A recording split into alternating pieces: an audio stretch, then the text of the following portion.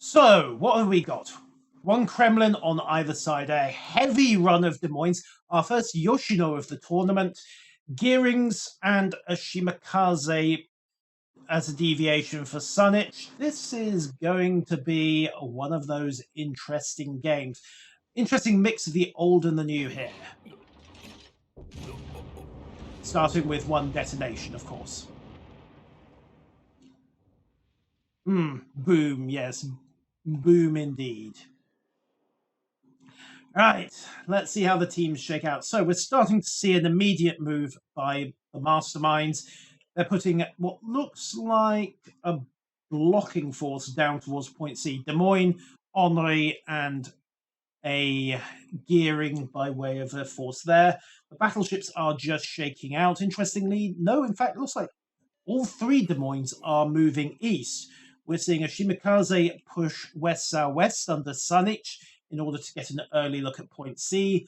The Zhao is backing him up, and the battleships are taking their time to get into the fray. In some respects, that's not a bad thing. It does mean that you avoid collisions and traffic accidents.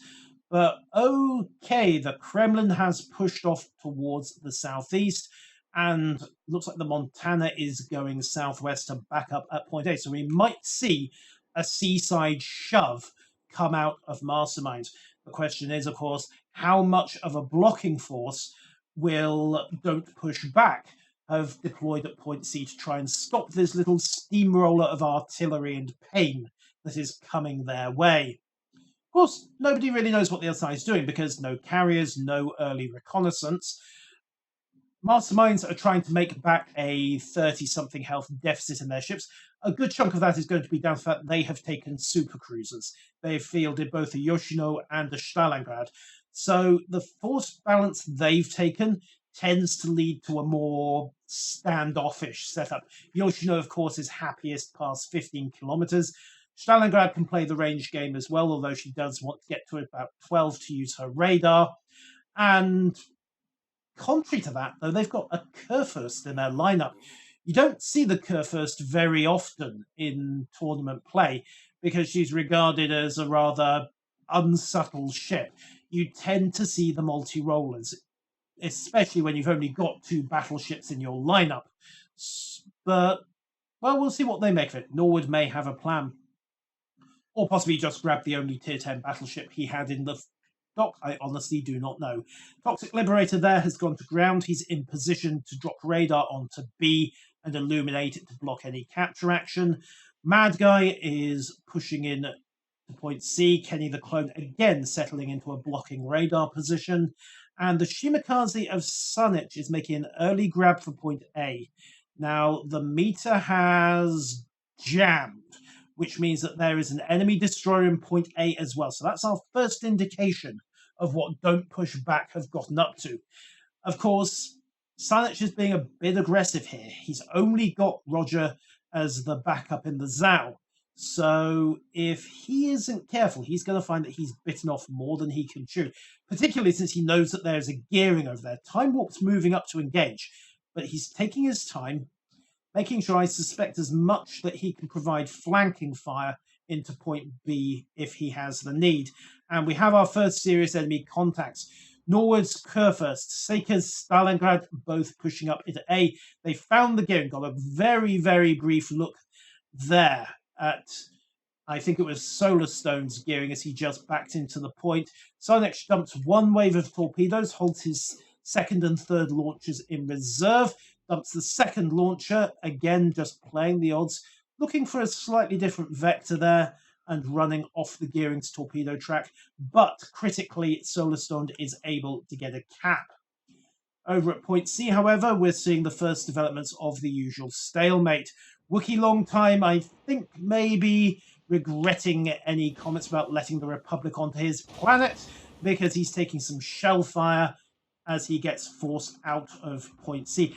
And I think C is about to stalemate, to be perfectly honest. Both sides have got Des Moines in blocking radar positions. Kenny the Clone to the north and Johnny Fate to the south. Neither side's destroyers can get in without taking a beating. and neither side have really got the heavy support to shove through. In fact, Masterminds are trying something a little bit unconventional. Maxi has dropped a radar to sweep B, make sure there are no unpleasant surprises. And Mr. Edge, at this point, could, if he's feeling bold, shove his way south, run to the east of B so he doesn't trip the control point and give it away, and show up right on Johnny Fate's flank. We'll see if that's their game plan. Meanwhile, back over on point A, things are being relatively conservative. DPB don't need to push forwards. Of course, they've got the control point. They can just sit back and content themselves with taking pot shots at whatever they can see. Solarstone providing spotting and opening up for Judge 13's Des Moines to get some, action in on the Shimakaze. And Sanich there takes some significant early hits, drops his smoke screen, entirely the right thing to do, and starts motoring. He may be cutting it a bit tight to this island, but he kind of has to, because with the amount of artillery coming in, he's down to 4,000 health, and there's an awful lot of boats over there that are very, very unhappy to see him.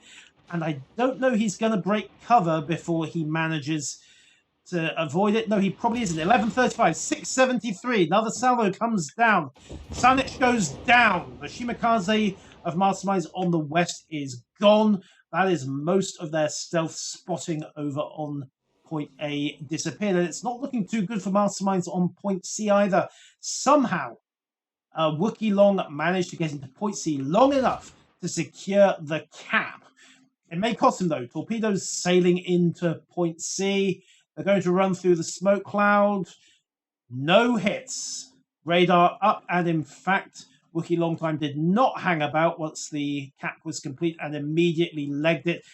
Doesn't get to cover quite fast enough, though. Kenny the Clone realizes at this point there's no point in him blocking C anymore, so they've just started to shove in. Maxi 04 coming up to reinforce as well. That can see a very rapid turnaround on point C, but cue the dramatic music, ladies and gentlemen. We are about to witness the duel of the Kremlins.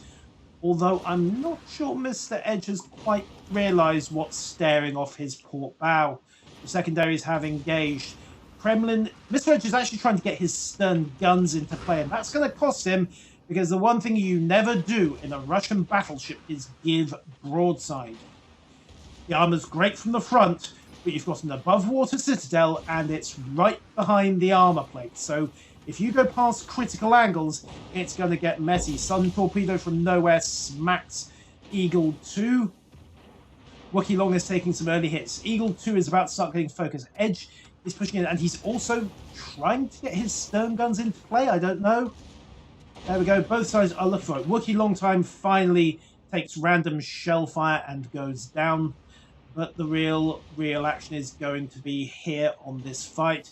Mr. Edge under a lot of crossfire.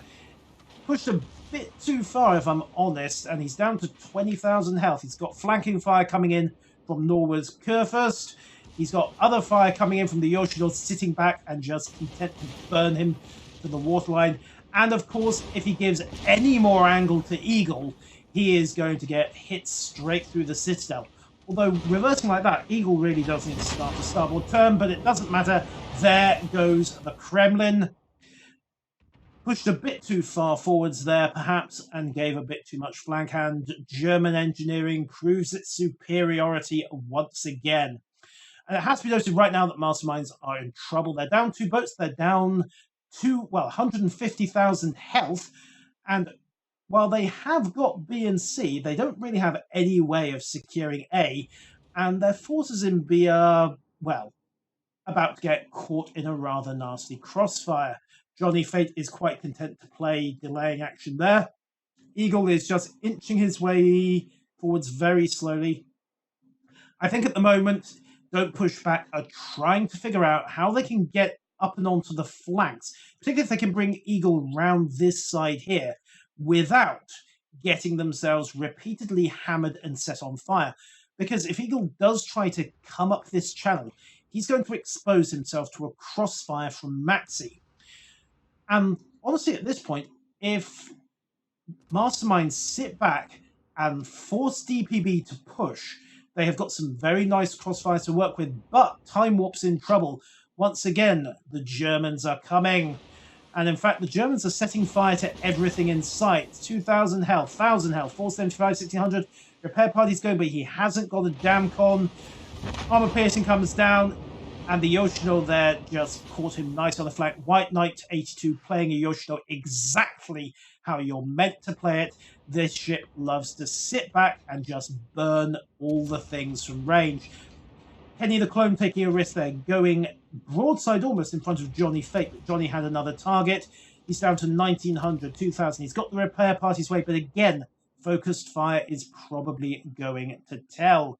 The only question is whether Mad Guy can survive. No, that's why Johnny was content to go down, but a large chunk of the anchor has just gone. Point C has now fallen to Mastermindz. Point A is solidly in DPB's control. So it's all going to come down to point B and who can exploit their crossfires first. And it looks like, well, Eagle is pushing forwards. Liberator is having to swing back. However, Eagle is quite content to just sit there. I don't know if Liberator... I'm not sure if Liberator knows what he's sailing into. He's looking at Eagle.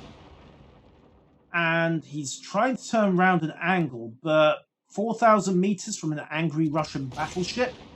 This is going to require some very careful terrain games from him, especially with an angry German battleship 8,000 meters away and looking for citadel shots. So, here's the question. Can they hold this? Can they make it count? Toxic Liberator there takes a couple of solid slaps from over the mountain fire. That's mostly the Stalingrad that's contributing there. Solar Stone providing some spotting and taking the opportunity to get a few shots in. No fire there, which is what he was hoping for. But hey, a little bit of citadel damage never hurts. Eagle is being pushed in. So we're now playing Ring Around the Rosie. DPB are taking point B at the moment, thanks to Eagle. And there's the cap secure for them.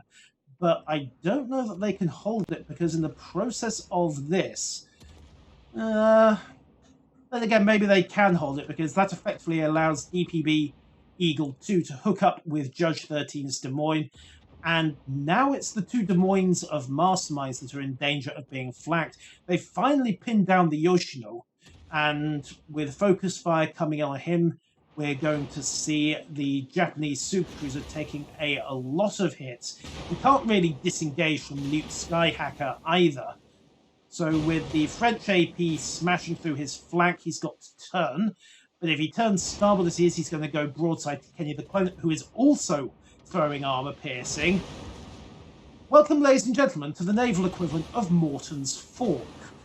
And I think we can safely conclude at this point that White Knight 82 might in fact be forked, but not as forked as Kenny, who takes some long-range fire from Judge 13 and goes down. We're seeing some very good shot calling from both sides here. A lot of focus fire, a lot of coordinated fire. White Knight, however, yeah, this is not going to end well for him. He's down to 1,600 health. He's got himself bow on, but it's not going to matter. Toxic Liberator gets the kill shot right as Norwood turns it into a double strike, taking down both Liberator and Maxi with split main battery fire. Very nicely done. And people say the Kurfürst isn't a tournament ship, but look at where they died. Well, I suppose at least they had company. Of course, now it's time for the Germans to do what they do best. At least I'm assuming he went for secondary battery spec. In fact, I don't think Norwood is even looking that way at the moment. He's actually focused up on Luke Skyhacker, 6,000 Henri. Can you blame him? But, well, that was a moderately angry Zhao behind him, so maybe he's just looking for a target. Then again, maybe he's just going to leave it to Judge 13. 3,007 for Roger 1444. Never mind, he's dead. The Kremlin getting the hit once again. And that is that, ladies and gentlemen. So once DPB got their momentum together, once they had secured point A and regrouped their forces, they pretty much had that one in the bag. So congrats to them for a very solid win.